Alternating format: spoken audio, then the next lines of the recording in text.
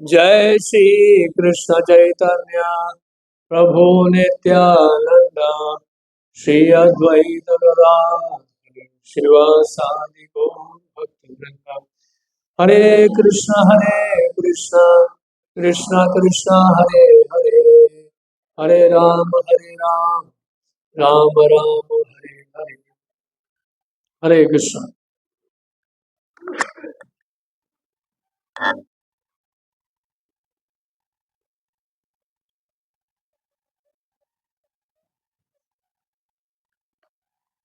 तो 1968 में गुरु महाराज ने इस्कॉन ज्वाइन किया था और गुरु महाराज की पैदाइश दिल्ली से ही है।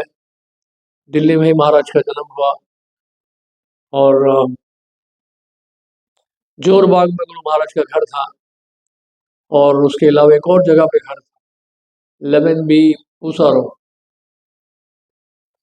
और दिल्ली में ही महाराज एजुकेशन भी लिया, ग्रेजुएशन किया साउथ कैंपस से। गुरु महाराज ये भी बताया था एक बार मुझे कि नॉर्थ कैंपस की तरफ मैं इसलिए ही जाना चाहता था क्योंकि बहुत दूर पड़ता था जोरबाग से, इसलिए मैंने साउथ कैंपस में ही एडमिशन लिया कॉलेज। और फिर बाद में फर्दर स्टडीज़ के लिए महाराज पेरिस भी गए थे, सोबोन यूनिवर्सिटी से बिजनेस मैनेजमेंट किया और उसमें भी और आगे बिजनेस मैनेजमेंट स्टडीज़ और आगे उन्होंने फिर MBA भी किया था मॉन्ट्रियल से, मैगिल यूनिवर्सिटी से।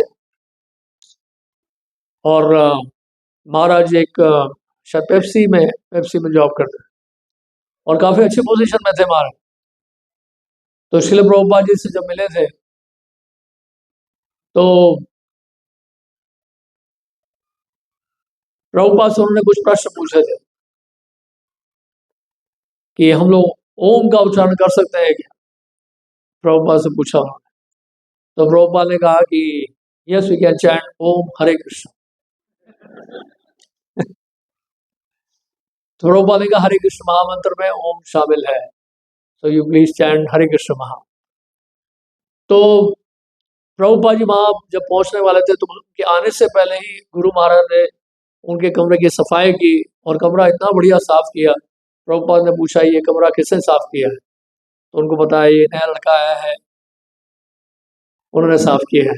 नाम क्या है उसका, गोपाल कृष्ण। तो महाराज का नाम शुरू से ही वही है। तो हालांकि बहुत क्वालिफाइड रहे महाराज। तो महाराज जब जॉब करते थे तो प्रभुपाद से बड़े प्रभावित हुए और अपने जॉब से जो भी उनकी कमाई होती थी सब प्रभुपाद को दे देते थे, सारी की सारी शायद अपने पास कुछ नहीं रखते थे। और तो प्रभुपाद ने पूछा कि आप जो है इंडिया से हो आप भी, और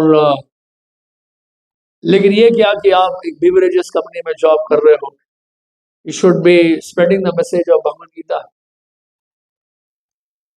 तो ये सुनकर बड़ी प्रेरणा मिली गुरु महाराज को प्रभुपाद से।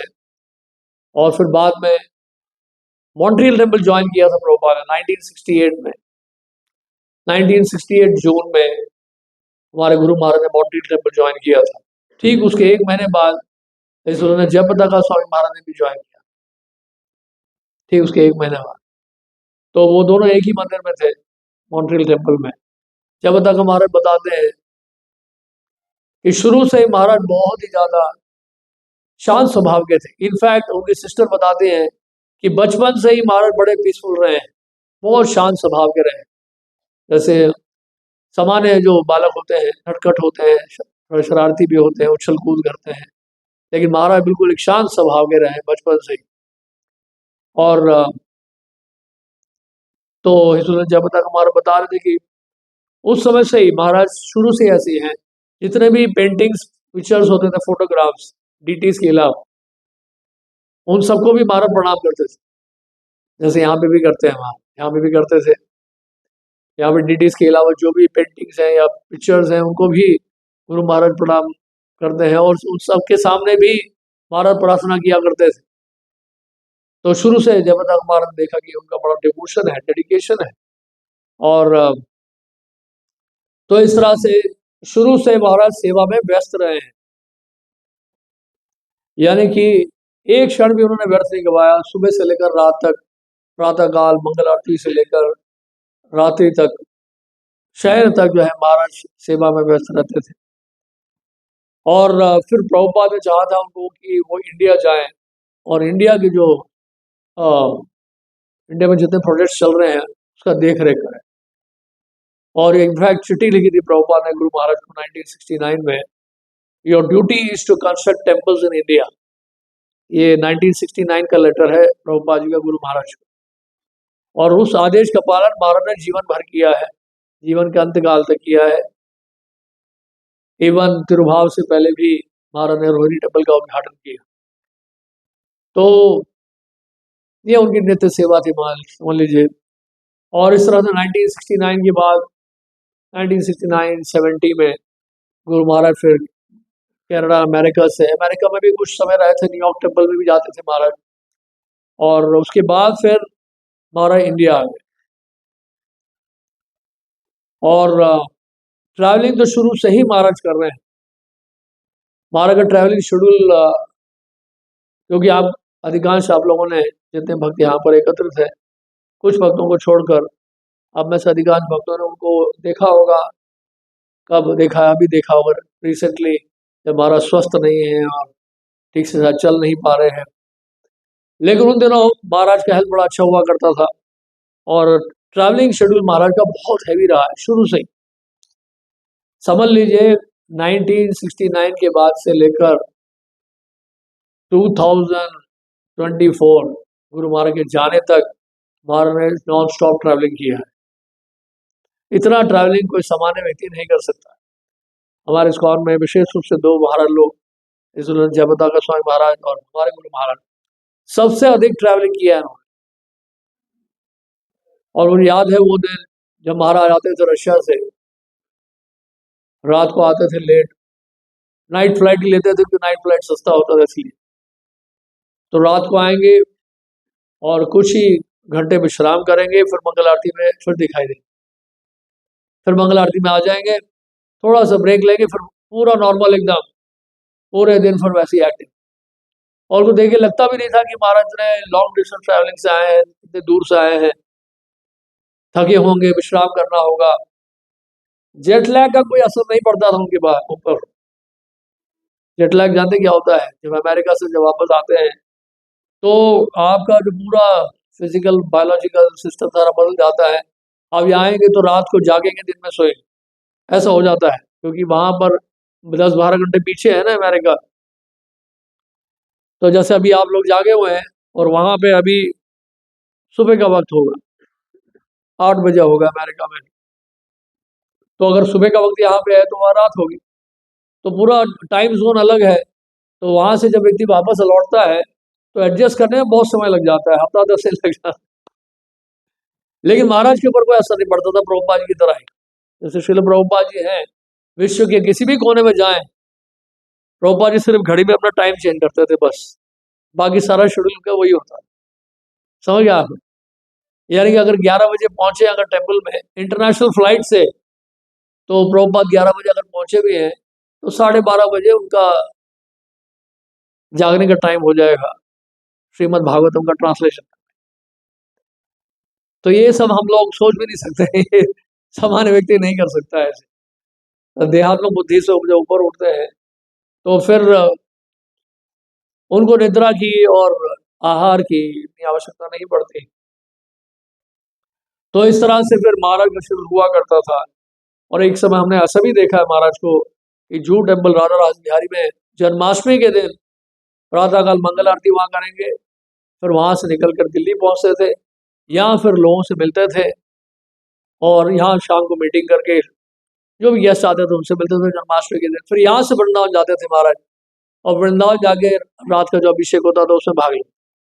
यानी एक ही दिन में महाराज 3-3 शहर कवर किया उनका ऐसा शेड्यूल हुआ करता था एक समय में।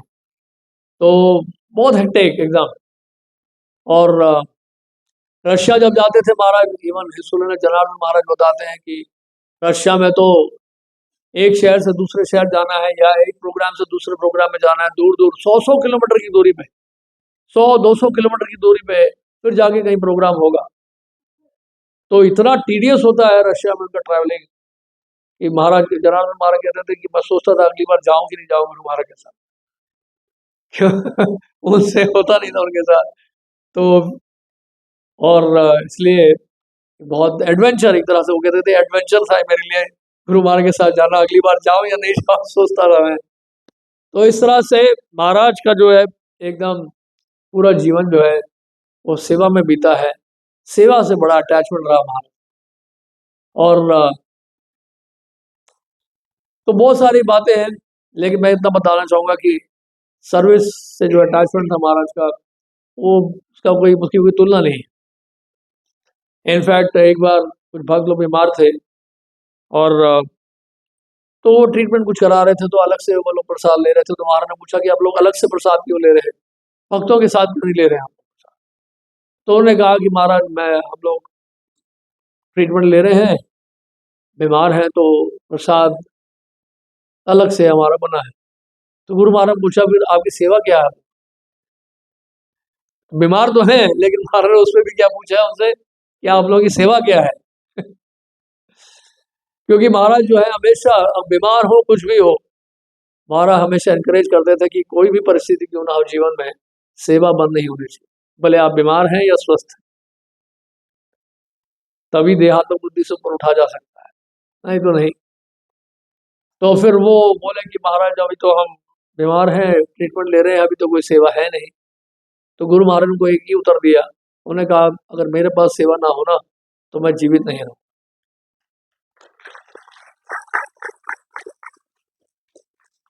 तो इसलिए महाराज ने कभी पद की चिंता नहीं की, उन्होंने सेवा की चिंता की। और हमें भी यही बताते थे बार बार महाराज।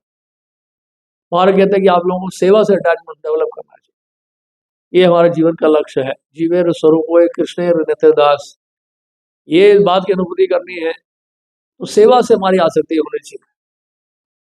और ये इस बात पे बार बार बहुत ध्यान रखते थे। और क्या कहते हैं मतलब उसको, कि अगर मान लीजिए कोई भी सेवा कर रहे हैं और उसमें बहुत सारे मतलब सफलता मिल रही है, बहुत अधिक ग्रंथ बांट दिए या तो हमने, या बहुत लक्ष्मी संग्रह कर लिया है, या बहुत सारे भक्त बना दिए हमने, अचीवमेंट्स होते ना, जब प्रचार करते हैं तो बहुत सारी सफलताएं मिलती हैं। सफलता जो मिलती है ऑफकोर्स हम लोग, वो तो राधा पार्षद की सेवा में है, गुरु महाराज की सेवा में है, लेकिन उसमें बड़ा हमें सावधान करते थे महाराज बार बार कि सफलताओं को लेकर हमें कभी गर्वित नहीं होना चाहिए। एक बार एक भक्त को बोला था और उस भक्त को बहुत सफलता मिल रही थी। महाराज ने कहा कि कृष्ण आपको बहुत यश दे रहे हैं, लेकिन ध्यान रखना अगर आपको अहंकार हो गया इस यश का, तो कृष्ण दिया है ना वो वापस भी ले लेंगे। तो ये मत सोचना कि आपकी अपनी काबिलियत से आपको मिल रहा है, ये कृष्ण की दी हुई है, और कृष्ण अगर दिया है तो आपसे वापस भी ले सकते हैं। उनको वापस लेने में चुटकी चुटकी भर का टाइम ही नहीं लगेगा। तो इसलिए बहुत सावधान किया करते थे। इवन यहाँ तक जो बड़े बड़े धनी लोगों से मिलने के लिए भी बड़ा सावधान करते थे कि जो धनाढ़ लोग हैं, और उनको सेवा में जरूर लगाना हमें, लेकिन उनकी संगति का प्रभाव हमारे ऊपर नहीं पड़ना चाहिए। तो इसलिए बार बार हमें वो सचेत करते थे कि धनी लोगों के प्रभाव में मत आ जाना, तो ये अच्छा नहीं।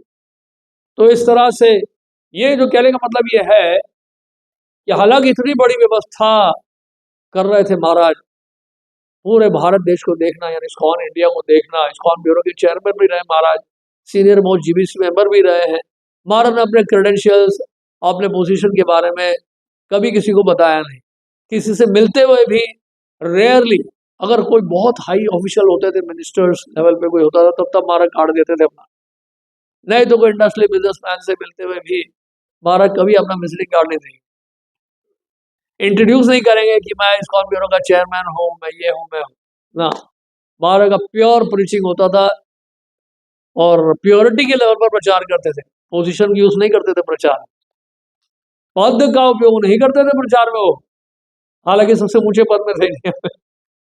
लोगों को दिखाते नहीं थे कार्ड दिखा के कि मैं इस्कॉन इंडिया ब्यूरो का चेयरमैन हूँ, नहीं, कभी नहीं मैंने देखा होंगे बोलते। और जो भी उनका प्रचार होता था पवित्रता के ऊपर आधारित होता।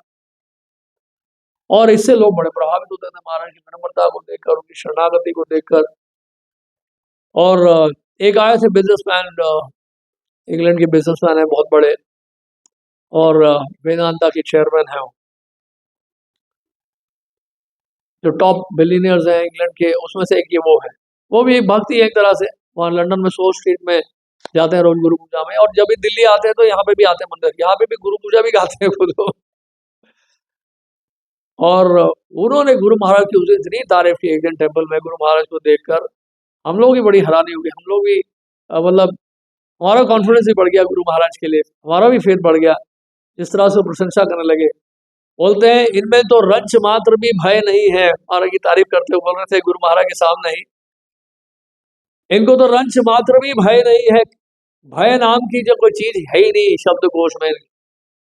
और फिर बोले कि अगर ये भार होते हैं ना तो हम सबको पीछे छोड़ देते। ये टाटा बिरला क्या अंबानी क्या है, कुछ नहीं है इनके सामने, ये सबको पीछे छोड़ देते। इन्होंने तो इतने सारे समस्याओं का सामना किया है, इतना झेला है सबको। वो इतनी तारीफ करते रहे कि लगता है 15-20 मिनट तक प्रशंसा ही करते रहे गुरु महाराज। तो ये देख के मैं हैरान हो गया कि कैसे, देखिए इतने बड़े बड़े लोग हैं और वो लोग भी गुरु महाराज की तारीफ करते हैं, प्रशंसा करते हैं। मुझे याद है एक बार अशोक हिंदुजा आए थे, हिंदुजा ग्रुप के जो चेयरमैन, और हिंदुजा आप जानते हैं कि टॉप 10 बिलियनर में से है इंग्लैंड की। और ये जो म्यूजियम है इसके लिए भी उन्होंने कंट्रीब्यूट किया था, जो कंस्ट्रक्शन चल रहा था, अशोक हिंदुजा जी। तो वो आए थे यहाँ पे, तो म्यूजियम तैयार हो गया था, कि म्यूजियम में काफी उनका कंट्रीब्यूशन था। तो म्यूजियम दिखा रहे थे गुरु महाराज को कि ये सेक्शन हमने बनाया, ये भागवतम का सेक्शन है, रामायण का है, महाभारत का है, वगैरह वगैरह। तो भागवतम का जो सेक्शन आया तो उसमें एक जगह पे 12 महाजनों को दिखाया गया, ब्रह्मा जी को, नारद जी को, शिव जी को, ऐसे 12 महाजन को।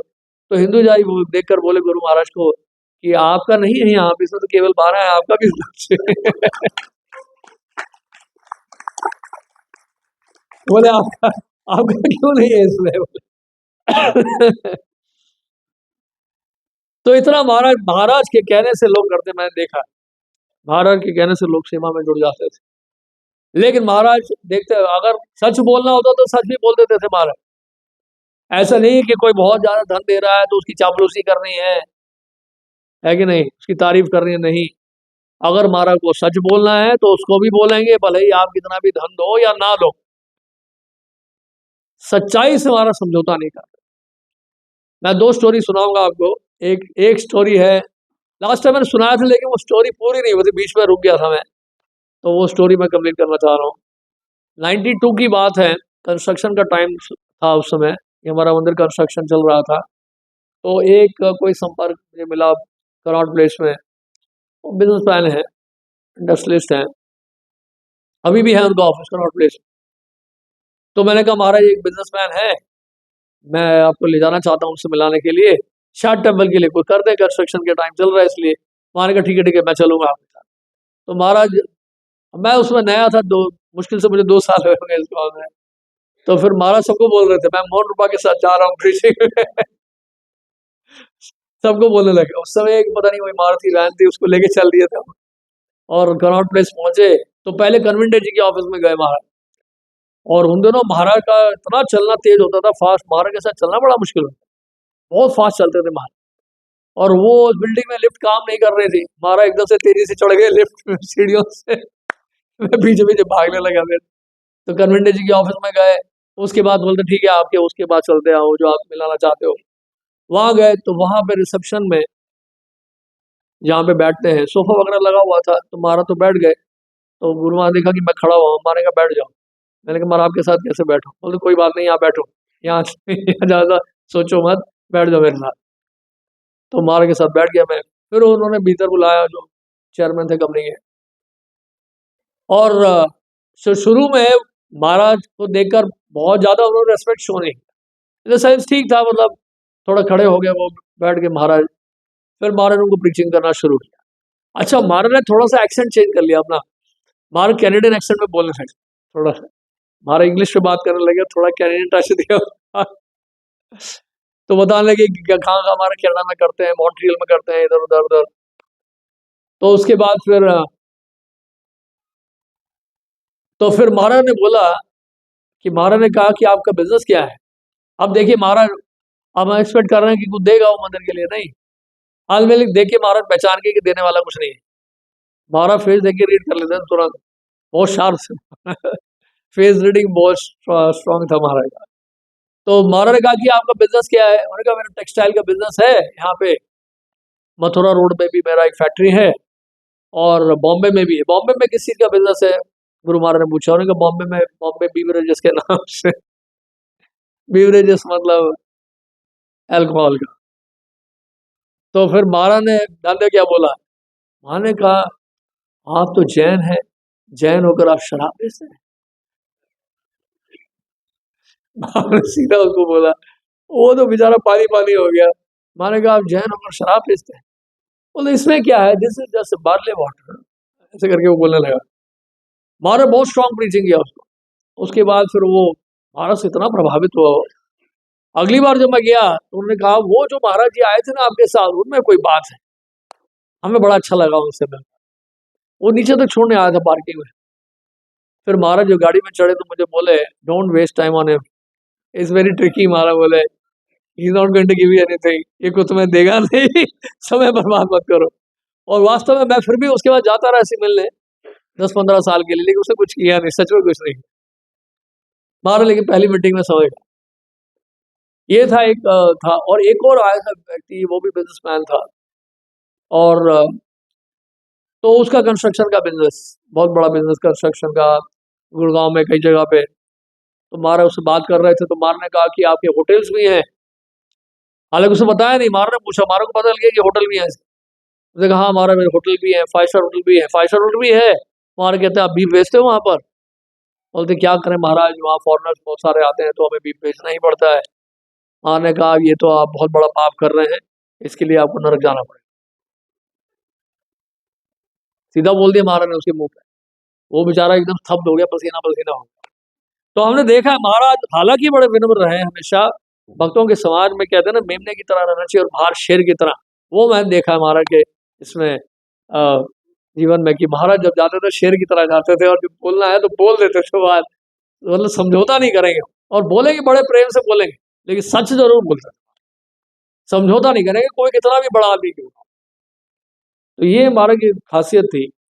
और इस तरह से महाराज ने सबको एंगेज किया है। एक व्यक्ति था जिसने क्या किया, न्यूज़पेपर में इस्कॉन के बारे में बहुत ऊटपटांग लिख दी और फ्रंट पेज पे आगे पता नहीं क्या क्या डाल दिया उसने। तो महाराज ने कहा कि कैसे डील करें इसको। महाराज ने कहा इसको इनवाइट करना चाहिए टाइम। तो महाराज ने इनवाइट किया। महाराज ने कहा जैसे ही पता चला कि वो आने वाले हैं, और महाराज ने कहा कि जाओ उनको रिसीव करके लाओ अच्छे से। तो नीचे जाके मुझे कहा रिसीव करके लाओ, उनको दर्शन कराओ, दर्शन करा के फिर मेरे रूम में लेके आ। फिर दर्शन करा के महाराज के रूम में ले गया। महाराज बिठा के खूब महाप्रसाद खिलाया, महाप्रसाद रात भक्त थाली खिलाया दोपहर का महाप्रसाद खूब खिलाया प्रसाद। बड़े प्रेम से बात की महाराज, उनका हाल चाल पूछा, उनके बारे में पूछा कि कैसे आप बिजनेस करते हैं, क्या क्या करते हैं। फिर महाराज आखिर वो बोला वो पेपर में कुछ आ गया था, डाला था कुछ। बोलते हाँ महाराज वो थोड़ी गलती हो गई, उसको हटवा दो। वो पिघल गया व्यक्ति सच में। महाराज जिस तरह से उसे प्रेम से डील किया, तो खिलाया पिलाया प्रसाद, वो पूरा पिघल गया। तो ऐसे देखा है गुरु महाराज के पास कोई अगर बहुत जैसे समझ लीजिए क्रोधित होकर आ रहा है, या सोचता कि मैं महाराज के सामने ये बोलूंगा वो बोलूंगा, लेकिन जैसे ही महाराज के सामने आते वो मुंह खुलता ही नहीं है वो सोचते यार बोलो या ना बोलो आप, वो सारी बातें हो जाती है, शांत हो जाती है। और दूसरी बात है कि ना महाराज के सामने झूठ बोल नहीं सकते, महाराज किससे कुछ छुपा नहीं सकते, क्योंकि उनको पहले ही पता होता है कि आपके मन में क्या चल रहा है। ये समस्या है कि आप झूठ बोल नहीं सकते। समस्या मतलब क्या है कि आप छुपा नहीं सकते, कहने का मतलब ये है कि आपको देख के बता देंगे, आपको देख के पता है उनको कि इनके मन में क्या चल रहा है, और सबसे पूछेंगे भी आपकी क्या राय है, आपकी क्या राय है, लेकिन उनको पता है कि वास्तव में सबके मन में क्या चल रहा है। तो पहले सबका एमआरआई कर चुके होते हैं वो, और उस हिसाब से मीटिंग भी करते हैं, और इसलिए महाराज के जो आंसर्स हैं बड़े सेटिस्फैक्टरी होते हैं, उनको पता है कि किसके मन में क्या चल रहा है। तो इसलिए क्या है, गुरु महाराज ने एक बार बोला था, एक भक्त बड़ा तर्क कर रहा था महाराज के साथ, तो महाराज को फाइनली, महाराज कभी ऐसा बोलते नहीं है, लेकिन ऐसे में महाराज को बोलना पड़ गया। महाराज ने कहा आई एम सो शार्प, महाराज ने कहा I am so sharp I can enter into your mind, जितना तुम अपने बारे में नहीं जानते उतना मैं तुम्हारे बारे में जानता हूँ। वो एकदम घबरा महाराज ने बोला। तो कभी कभी महाराज अपना जो है ऑपुलेंस शो करते थे, लेकिन अधिकांश महाराज बड़े हम्बल रहते। आपको दो और घटनाएं बताता हूं मैं, और ये दो घटना ऐसी घटना है जैसे भागवत में आता है ना ध्रुव महाराज के बारे में, कि ध्रुव महाराज मृत्यु के सर के ऊपर अपना पांव रखकर बैकुंठ धाम में प्रवेश कर गए। उस बैकुंठ में से जो विष्णु दूत आए थे उनको लेने के लिए उस यान में, यानी कि उस वाहन में, उस प्लेन में चढ़ गए, मृत्यु के ऊपर, मृत्यु के सर के ऊपर पांव रखकर आगे चले गए।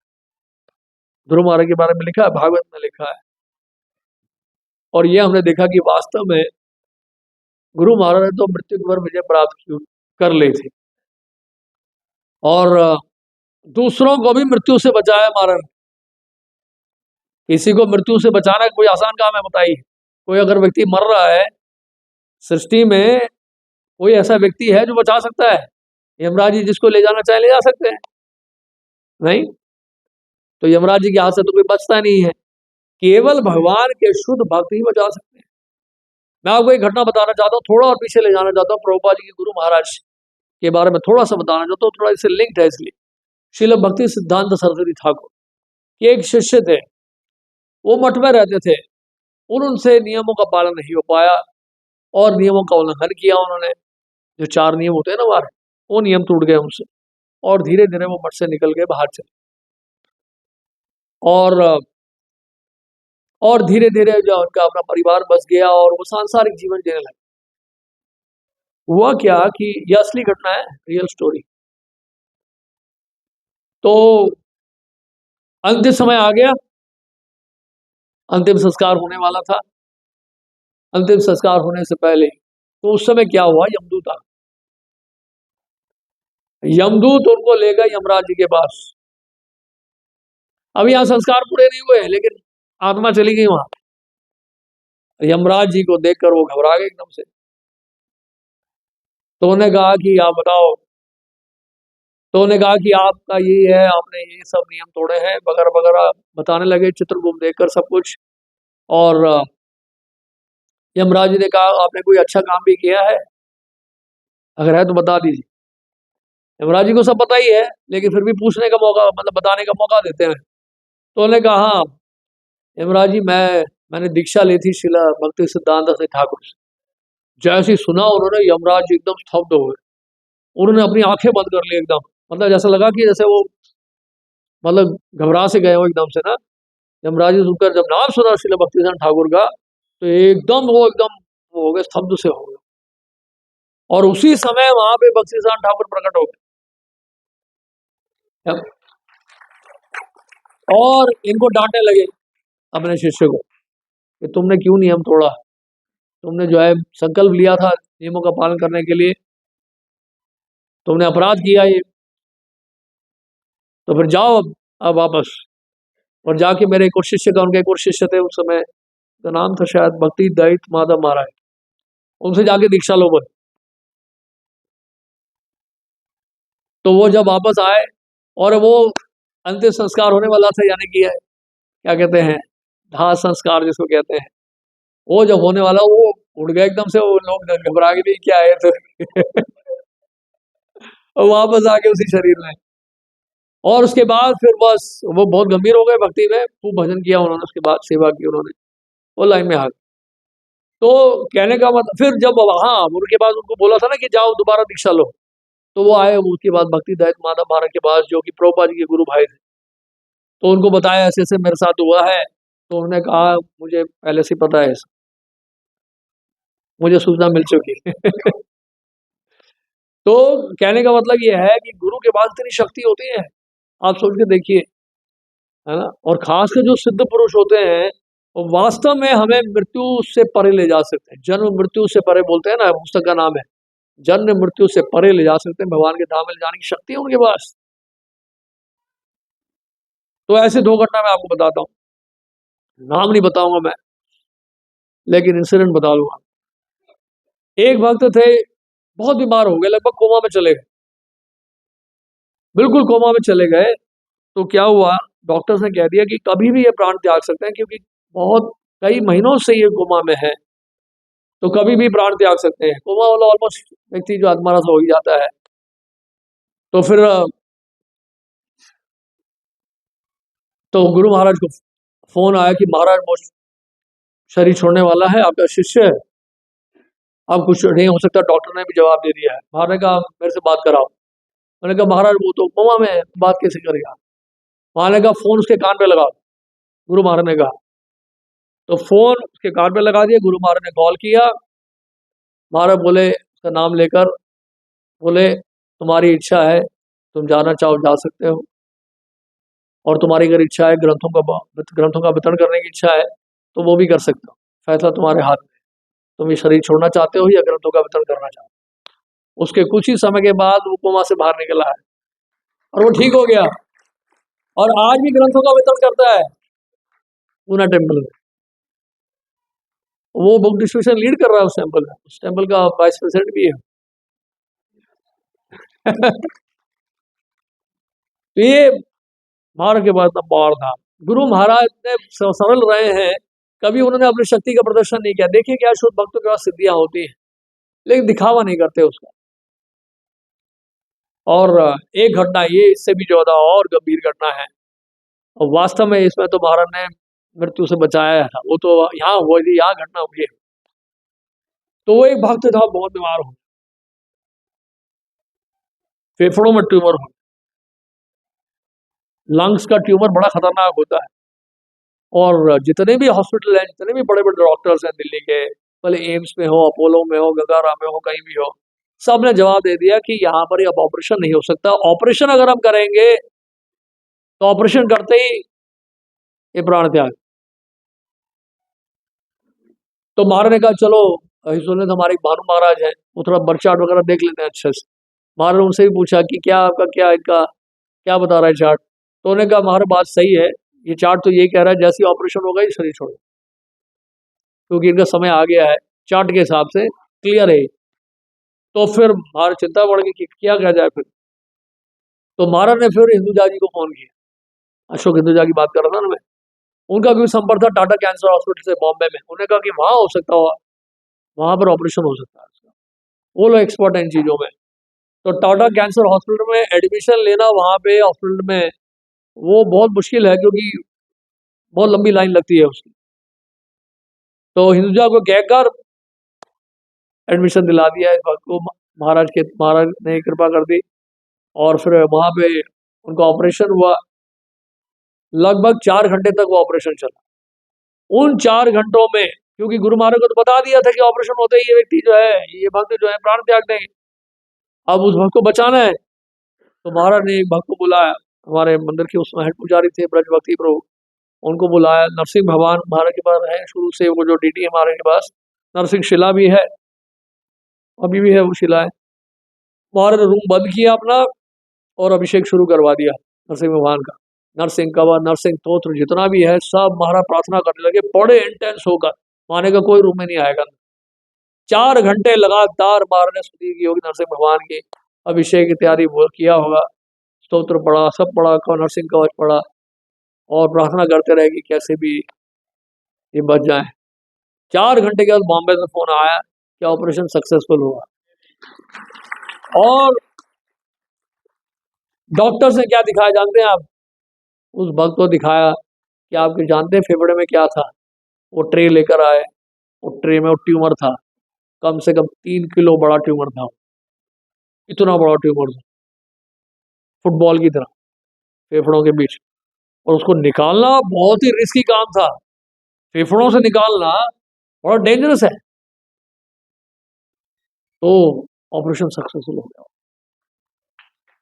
तो ये होता है शुद्ध भक्त की शक्ति होती है, पावर होता है। लेकिन ये पावर, ये शक्ति वो हमेशा यूज नहीं करते हैं, उन भक्तों के लिए करते हैं जो समर्पित, सिंसियर हैं, शरणागत हैं। तो इसलिए हमें ये नहीं सोचना चाहिए कि कोई सामान्य व्यक्ति थे। आप सोच के देखिए, जिनके तिरुभाव के दिन जब उनको लेके आए हैं देहरादून से यहाँ पर, 1 लाख से अधिक भक्तों ने उनका दर्शन किया यहाँ पे आके। ये दरवाजा तोड़ दिया बाहर का ऑडिटोरियम का। हमने बहुत कोशिश की, आराम आराम से आए, चिल्लाते रहे, लेकिन लोगों ने धक्का मुक्की करके सब पहुंच गए अंदर महाराज जी का, गुरु महाराज जी का दर्शन करने के लिए। 1 लाख से ऊपर काउंटिंग में है, हमारा काउंटिंग होता है गेट में। 1 लाख से ऊपर लोग यहाँ पर आए दर्शन करने के लिए। 4 बजे से लेकर रात के 12 बजे तक लाइन लगी रही है नॉन स्टॉप। ऐसा तो कभी हुआ ही नहीं आज तक किसी के लिए। और कितने दिनों तक गुणगान चला है हमारे मंदिर में, लगातार 5 दिन चला, पूना में चला, चौपाटी में चला, इंटरनेशनली जहां जहां पे सब जगह गुणगान चल रहा है पूरी पृथ्वी में गुरु महाराज का। बोलते हैं ना, ए बे यश की घुषित त्रिभुवन, आपका यश तो तीनों लोगों में फैला हुआ। तो केवल ये गाने के लिए नहीं है कि तीनों लोगों में यश फैला हुआ है, वास्तव में गुरु महाराज का यश तीनों लोगों में फैला हुआ। और प्रभुपाद जी कितने प्रसन्न होंगे, सोच के देखिए आप कि एक अगर भक्त समर्पित हो तो कितना बड़ा कार्य कर सकता है वो कृष्ण भावना का प्रचार करने के लिए।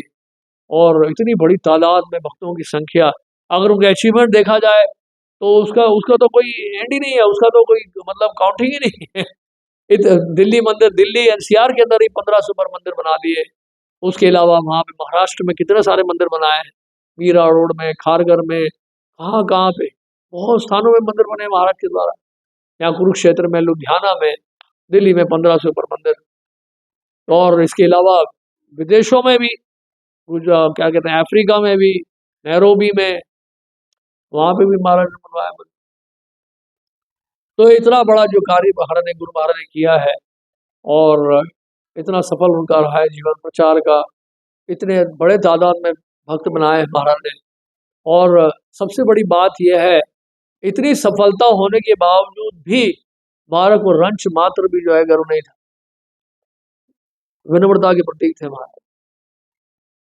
और एक एक भक्त को महाराज ने टच किया, एक एक भक्त का हाथ टच किया। मैं आपको एक बताऊंगा असली घटना, कैसे महाराज भक्तों का ख्याल रखते हैं, सोच के देखिए। एक भक्त का विवाह हो गया, तो भक्त का विवाह हुआ तो महाराज ने बोला कि उन्होंने कहा कि महाराज आप ही आइए शादी में। हाँ, तो महाराज का मैं शादी में नहीं हूँ, नहीं तो ये जो ब्रह्मचारी भक्त हैं थोड़े भ्रमित हो जाएंगे, सोचे कि गुरु महाराज आते हैं शादी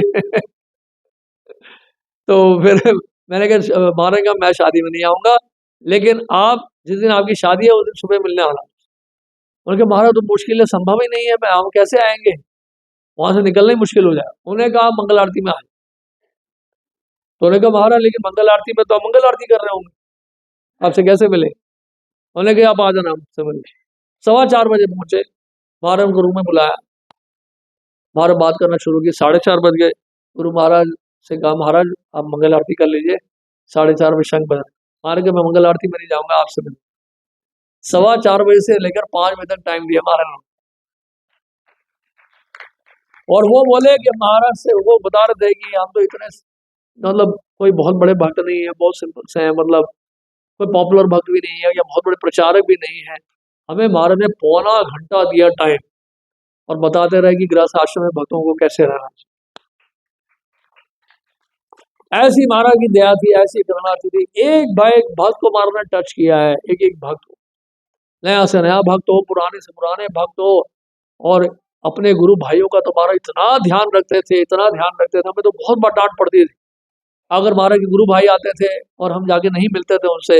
महाराज सबसे पहले पूछते थे आप उनसे जाके मिले।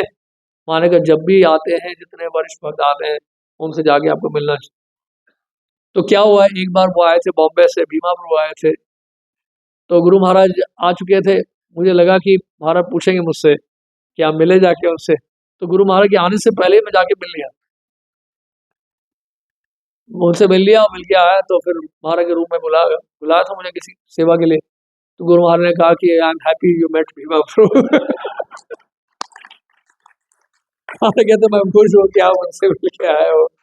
महाराज को सब पता जाता था, पता नहीं कैसे।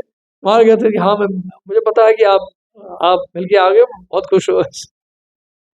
वो चाहते थे कि जितने सीनियर डिवोटीज आ रहे हैं, जो भी भक्त आ रहे हैं, उनसे जाके मिलो, उनसे पूछो। और मतलब कोई भी हो, गेस्ट हो, इवन सीनियर डिवोटीज भी नहीं है। अच्छा दूसरी बात है, महाराज हर रविवार को प्रवचन देंगे, जनरली क्या होता है कि हम सीनियर्स को देके उनको बोलते हैं उनको चांस दिया जाए लेक्चर्स के लिए और वो दे भागवतम का क्लास। एक गुरु महाराज का ऐसा नहीं था, सीनियर हो या जूनियर हो, अगर वो गेस्ट डिवोटीज होते थे देखते थे। जैसे एक बार क्या हुआ, संडे को गुरु महाराज की क्लास अनाउंस हुआ और महाराज आरती कर रहे हैं ऑल्टर में, तो महाराज ने देखा एक डिवोटी आए थे, गवर्नमेंट महाराज के डिसाइपल थे वो, महात्मानंद। लगभग समझ लो 7:45 का टाइम होगा, 8 बजे क्लास देना महाराज को। महाराज ने ऑल्टर से देख लिया, दर्शनार्थी की बात, हाँ दर्शनार्थी के समय, तो महाराज ऑल्टर से देख लिया कि आए हुए हैं। महाराज ने साधु को बोला कि देखो ये माधवानंद प्रभु आए, उनको बोलो क्लास। तो महाराज तुरंत क्लास दे दी। तो कहने का मतलब ये है कि किसी चीज से महाराज को अटैचमेंट नहीं था, उनको सेवा से अटैचमेंट था, बस प्रभुपाद को प्रसन्न करना है। ये नहीं कि बहुत बड़ा वक्ता बनना है या बहुत पॉपुलर बनना है या बहुत सारे शिष्य बनाने हैं। शिष्यों से तक भी जो है महाराज के अटैचमेंट नहीं था। केयर जरूर करते थे महाराज, प्रेम जरूर था, लेकिन अटैचमेंट नहीं था। समझ रहे इसका मतलब क्या है? इसका मतलब ये है, अगर आप प्रभुपाद जी के पच्चीनों पर चल रहे हो, इस्कॉन में रहकर इस्कॉन के लॉस को फॉलो कर रहे हो, अथॉरिटीज को फॉलो कर रहे हो, और तब तो महाराज आपके साथ हैं। लेकिन जहां आपने फिलॉसफी पे कॉम्प्रोमाइज किया, फिलॉसफी से डिवेट हुए, कहीं और भटकते रहे संस्था से बाहर, तो फिर महाराज समझौता नहीं करते थे फिर। तो महाराज का जो प्रेम था वो तब तक था जब तक हम प्रभुपाद जी को नहीं छोड़ते हैं, इस्कॉन को नहीं छोड़ते। समझ रहे बात? लेकिन उसके बावजूद भी अगर सिर्फ भक्त लोग भटक रहे होते थे, बाहर चले जाते थे संस्था छोड़ के, महाराज उसके लिए भी चिंता करते थे। महाराज बोलते हैं वो डिवोटी था ना एक, उसको इनवाइट करो महाराज, और वो इस्कॉन छोड़ के उसको हो गया कम से कम समझ लीजिए 30 साल से ऊपर। वो याद किया महाराज ने, एक दिन मुझे बुलाया महाराज ने। महाराज कहते हैं कि वो है ना एक भक्त, नाम भी लिया महाराज, प्लीज इनवाइट हिम, उनको म्यूजियम दिखाओ, ये दिखाओ। मैंने कहा महाराज वो तो दिल्ली छोड़ के वृंदावन शिफ्ट हो गए, पता नहीं आएंगे नहीं आएंगे। फिर मैंने फिर खबर पहुंचाई वो तक, तो फिर महाराज से शायद वृंदावन मिले थे। तो गुरु भाइयों से इतना प्रेम, प्रभुपाद के जितने डिसाइपल्स हैं, गॉड ब्रदर्स हैं, उनका भी इतना ध्यान महाराज रखते थे, एक एक गुरु भाइयों का। और जो भी गॉड ब्रदर्स आते थे महाराज के, सबका महाराज बड़ा ध्यान रखते थे। तो इस तरह से क्या है कि मतलब कहने का मतलब ये है कि जितना केयर महाराज ने किया है, पर्सनल टच जो देते थे भक्तों को, जितना महाराज ने ध्यान दिया है, महाराज ने यही सिखाया कि we should love everyone, we should serve everyone and we should respect everyone. ये महाराज के 3 मेन प्रिंसिपल थे कि सबसे प्रेम करो, सबकी सेवा करो और सबको आदर। अगर ऐसा हम करेंगे तो कभी कोई समस्या नहीं आएगी। हमने पूछा एक बार महाराज से, महाराज मंदिर अच्छे से चलाने के लिए क्या उसका सीक्रेट है, इस संस्था को चलाने के लिए या मन टेबल चलाने के लिए, इस्कॉन को अच्छे से रन करने के लिए, मैनेज करने के लिए सबसे बढ़िया तरीका क्या है मैनेज करने? महाराज ने एक ही लाइन का आंसर दिया, तृणाद अभी सुने चैन तरो रिव सही सुना, अमानी ना मान देना कीर्तनीय सदा। और महाराज ने कहा अगर इस श्लोक आप लाल करोगे तो सबसे बढ़िया मैनेजर बन जाओगे, कभी कोई दिक्कत नहीं आएगी। बोलते सारी समस्या का कारण यह है कि इस श्लोक को हम फॉलो नहीं करते। इस श्लोक को फॉलो करेंगे तो उन्होंने कहा बहुत बढ़िया से मैनेज कर दो। तो बहुत सारी बातें हैं कहने के लिए, क्योंकि महाराज के साथ लगभग समझ लीजिए शुरू से मैंने समय बिताया है, शुरू से डायरेक्ट ही संपर्क रहा है मेरा। क्योंकि जनरली क्या होता है, हम किसी काउंसलर के थ्रू जाते हैं या किसी डिपार्टमेंट हेड के थ्रू जाते हैं, लेकिन महाराज शुरू से सीधा ही अपने साथ लगा के रखा है। तो बहुत सारे इंस्ट्रक्शन महाराज के रहे हैं शुरू। महाराज ने पहले दिन जिस दिन मैंने ज्वाइन किया था, फर्स्ट डे महाराज ने सबसे पहले यही बोला था। महाराज ने कहा कि देखो आप इस्कॉन ज्वाइन कर रहे हो, एक बात का ध्यान रखना, कभी भक्तों में दोष मत देखना, नहीं तो आपकी भक्ति लता सूख जाएगी। ये पहला इंस्ट्रक्शन था गुरु महाराज का पहले दिन। महाराज ने कहा भक्तों में दोष मत देखना, नहीं तो आपकी भक्ति लता सूख जाए। महाराज देखिए वैसे तो बहुत कंपैशनेट थे, बहुत विनम्र थे, लेकिन कई बार महाराज बहुत कड़क भी थे। 1-2 बार देखा महाराज को मैंने बहुत कड़क होते हुए। एक घटना मैं आप सुनाना चाहूँगा, वो है रथ यात्रा की, जगन्नाथ रथ यात्रा दिल्ली में हुई थी। तो रथ यहाँ से जाना था एक दिन पहले दरियागंज, रात को ही रथ निकल जाता है एक दिन पहले, और रथ को पहुंचाना है वहां पे, दरियागंज था या शायद, हाँ दरियागंज में पहुंचाना था उसको, महावीर वाटिका में। तो रात को रथ निकला, मूलचंद में रथ खराब हो गया, उसका पता नहीं क्या एक्सल खराब हो गया, क्या हो गया, रथ वही खड़ा हो गया, वो ठीक ही नहीं हो रहा था। और रथ खड़े खड़े जो है सुबह का समय हो गया, और सुबह ट्रैफिक शुरू हो गई। ट्रैफिक शुरू हो गया। अब जो रथ चलने का नाम ले नहीं रहा है। आप बताइए। प्रभु जी के याद है, लेकिन मैं नाम नहीं बता रहा, मैं किसी का नाम नहीं लिया। तो रथ जो है फिर उसके बाद शायद 12-1 बजे ठीक हुआ होगा। तो वो उसके बाद वो लेके जाना, ट्रैफिक के बीचों बीच से लेकर, ट्रैफिक पुलिस भी तंग कर रहे रास्ते में, बड़ी मुश्किल से लेकर गए। वो पहुंचे वहां पे, पता नहीं 4 घंटे में या पता नहीं 5 घंटे में, 4-4:30 बजे रथ वहां पहुंचा। और गुरु महाराज के गुरु भाई भी आए थे और सीनियर लीडर्स भी आए थे इस्कॉन के। तो बहुत सारे भक्त खड़े थे और रथ पहुंचा ही नहीं। रथ यात्रा है उसे दिल्ली की रथ यात्रा जिसमें रथ ही नहीं है 4:30 बजे तक। तो गुरु महाराज ने देखा रथ आ रहा है 4:30 बजे, रथ पहुंचा और जिस भक्त की जिम्मेदारी थी, महाराज देख तो चाटा मारा। ये रेयर ओकेशन है महाराज का कि महाराज ऐसे कभी नहीं किया महाराज ने, 1 या 2 बार हुआ होगा बस पूरे जीवन में। तो वो बहुत बड़ा ताड़ करके छांटा पड़ा। उसके बाद जल्दी करो महाराज ने कहा ऐसा, फटाफट सब सजावट हुआ और 5 बजे रथ यात्रा शुरू हुई, 5-5:30। अच्छा फिर क्या हुआ, फिर अगले दिन ना मीटिंग हुई हमारी, सब प्रचारक लोग आए और ऐसे ही हम लोग डिस्कस करने के लिए रथ यात्रा कैसी हुई, क्या क्या समस्या का सामना करना पड़ा, रथ लेट पहुंचा, ये है वो है करके। तो ने कहा बड़ी कृपा हो गई गुरु महाराज जी की, कल तो 5 उंगलियां छप गई हैं। तो 5 उंगलियां छप।